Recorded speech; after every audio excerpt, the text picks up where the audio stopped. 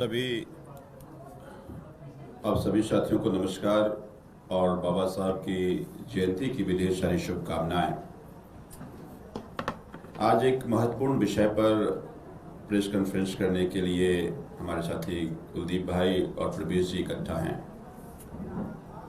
एक तरफ आज पूरा देश बाबा साहब की जयंती मना रहा है और मुझे लगता है कि आज हम सब या हमारा देश इस मुकाम पे पहुंचा, उसका सबसे बड़ा कारण कोई है तो बाबा साहब ने जो संविधान दिया वो संविधान है, जिस संविधान में सबके लिए बराबरी का अवसर दिया।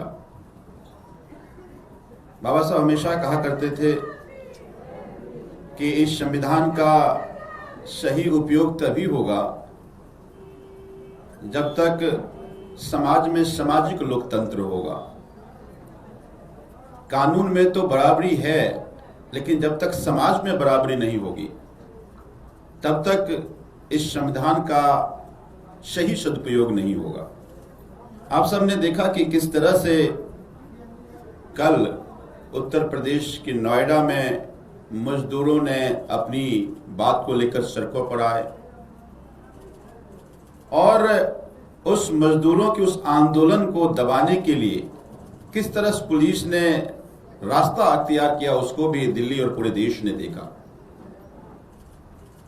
एक तरफ देश में महंगाई चरमोत्कर्ष पर है, दूसरी तरफ आज 8,000 9,000 रुपए मजदूरों को मजदूरी की राशि दी जा रही है।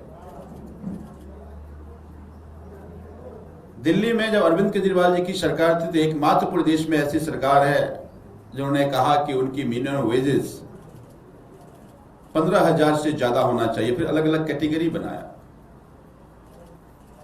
लेकिन आज मैं देख रहा हूं कि कानून बनने के बावजूद आज उसका दुरुपयोग किया जा रहा है, मजदूरों को उसकी उचित राशि नहीं दी जा रही है और मजबूरन लोगों को सड़कों पर आना पड़ रहा है। तो मैं भारतीय जनता पार्टी के नेताओं से पूछना चाहता हूं कि आज आप बाबा साहब के जन्मदिन के अवसर पर बड़े बड़े आयोजन तो रख रहे हो, लेकिन बाबा साहब के उन सपनों का क्या, जिसमें वो चाहते थे कि इस देश में गैर बराबरी ना हो, मजदूरों का शोषण न किया जाए, उसका जो उचित हक है वो दिया जाए। तो अगर वास्तव में आप बाबा साहब के जन्मदिन के अवसर पर आप कार्यक्रम कर रहे हैं, माल्यार्पण कर रहे हैं, तो मुझे लगता है कि सबसे बड़ी जो आज बाबा साहब जन्मदिन के अवसर पर उपलब्धि होती कि मजदूरों को सड़कों पर नहीं आना पड़ता, अपने अधिकारों की लड़ाई के लिए लाठी नहीं खानी पड़ती। आपके इस दोहरा रवैया का शिकार पूरा देश हो रहा है। एक तरफ आपकी कूटनीति, गलत कुनीति के कारण, गलत नीति के कारण रोज महंगाई बढ़ती जा रही है, दूसरी तरफ लगातार मजदूरों का शोषण बढ़ता जा रहा है। तो फिर ऐसी सोच की सरकारों को बाबा साहब के जयंती के अवसर पर फिर कार्यक्रम करने का और मनाने का अधिकार नहीं होना चाहिए। मैं उम्मीद करता हूं कि कम से कम बाबा साहब के खातिर, जिनके लिए बाबा साहब ने अपनी पूरी जीवन लड़ाई लड़ी, उनके साथ ये शोषण और इस तरह का गैर बराबरी रवैया सरकार का नहीं रहेगा।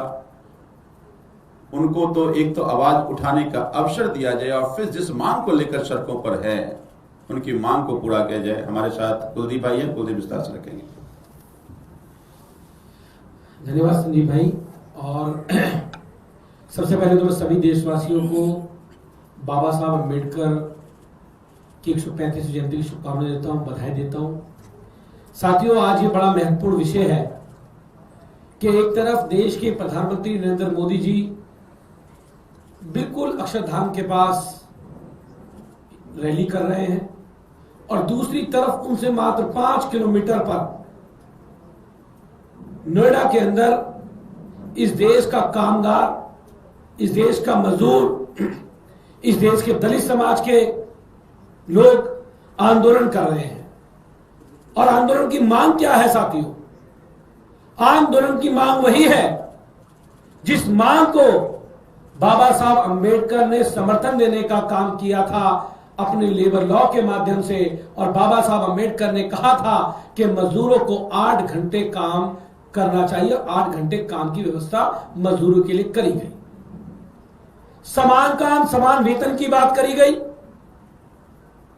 मजदूरों को पीएफ मिले, मजदूरों को उनके हक का पैसा मिले, महिलाओं को मातृत्व लीव मिले, इसकी अवधारणा बाबा साहब ने करने का काम किया। लेकिन साथियों, मुझे बड़े दुख के साथ आज ये कहना पड़ रहा है कि आज आजादी के 77-78 वर्ष बाद भी मजदूर अपने हक और अधिकारों के लिए संघर्ष कर रहे हैं। आज नोएडा के अंदर जो इतना बड़ा आंदोलन हो रहा है, उसके अंदर उनको 8 घंटे की जगह 12 घंटे काम कराया जा रहा है। 8,000 रुपए तनख्वाह में कोई व्यक्ति अपना घर कैसे चला सकता है? जहां देश में महंगाई इतनी चरम सीमा पर हो, जहां गैस का सिलेंडर 4,000 रुपए का मिल रहा हो, प्राइवेट स्कूल अपनी फीस बढ़ाने में लगे हुए हो, सरकारी स्कूलों का बेड़ा गर्क कर दिया हो, वहां पर 8,000 रुपए में काम करने के लिए लोगों को मजबूर किया जा रहा है। आज जो आंदोलन आज नोएडा के अंदर हुआ है, वो केवल नोएडा का आंदोलन नहीं है, वो इस देश का आंदोलन है, वो इस देश के मजदूर की आवाज है। बाबा साहब ने कहा था कि ट्रेड यूनियन होनी चाहिए, क्योंकि ट्रेड यूनियन मजदूरों के हक की आवाज बनती है और मजदूरों को अपनी हक और आवाज उठाने का पूर्ण रूप से अधिकार है। उनकी आवाज को कोई दबा नहीं सकता है। लेकिन आज योगी सरकार हो चाहे केंद्र की सरकार हो, वो मजदूरों की आवाज को कुचलने में लगी है।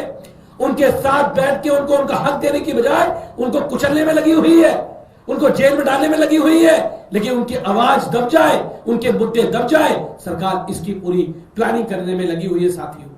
लेकिन आज जैसे नोएडा के अंदर हो रहा है, कल दिल्ली में भी ऐसा होगा। कल दिल्ली के मजदूर भी बाहर निकलेंगे। क्यों? क्योंकि आज दिल्ली में हम लोगों ने, अरविंद केजरीवाल सरकार ने जो मिनिमम वेज देने का काम किया, दिल्ली के गरीब लोगों को 18,000 रुपए तनख्वाह देने का काम किया। आज दिल्ली के आप अस्पतालों में जाओगे, आज जगह जगह जाओगे, वहां पर 10,000 रुपए तनख्वाह में उन लोगों से काम कराया जा रहा है। 10,000 रुपए तनख्वाह के अंदर उनसे काम कराया जा रहा है। छुट्टी उन्हें कोई मिलती नहीं है। और उसके बाद भी अगर कोई कॉन्ट्रैक्टर चेंज होता है तो वो कॉन्ट्रैक्टर उनसे 1-1 लाख रुपए लेके भर्ती करने का काम करता है, तब जाके उसकी नौकरी मिलती है। 10,000 रुपए कमाने वाले आदमी का इतना बड़ा शोषण किया जा रहा है। तो हम तो दिल्ली के मुख्यमंत्री को भी कहना चाहते हैं, मुख्यमंत्री जी समय रहते जाग जाओ। इन डिपार्टमेंटों के अंदर जो भ्रष्टाचार चल रहा है, जो दिल्ली के अंदर मजदूरों का शोषण आपकी सरकार में हो रहा है, भाजपा की सरकार में, उसको बंद कराने का काम करो। उन लोगों को समान काम समान वेतन मिलने का काम जो सुप्रीम कोर्ट ने लागू किया हुआ है, वो समान काम समान वेतन मिलने का काम हो। हम आपसे निवेदन करते हैं और हम कहते हैं कि उन मजदूरों की आवाज को सुना जाए। उन मजदूरों का शोषण, उनकी आवाज दबाने की बजाय उनकी मांगों को मानने का काम केंद्र सरकार करने का काम करे, योगी सरकार करने का काम करे। वरना देश भर के अंदर आज मजदूरों के हालात बद से बदतर हो गए हैं। उनके लिए घर चलाना बड़ा दुभर हो चुका है साथियों। धन्यवाद।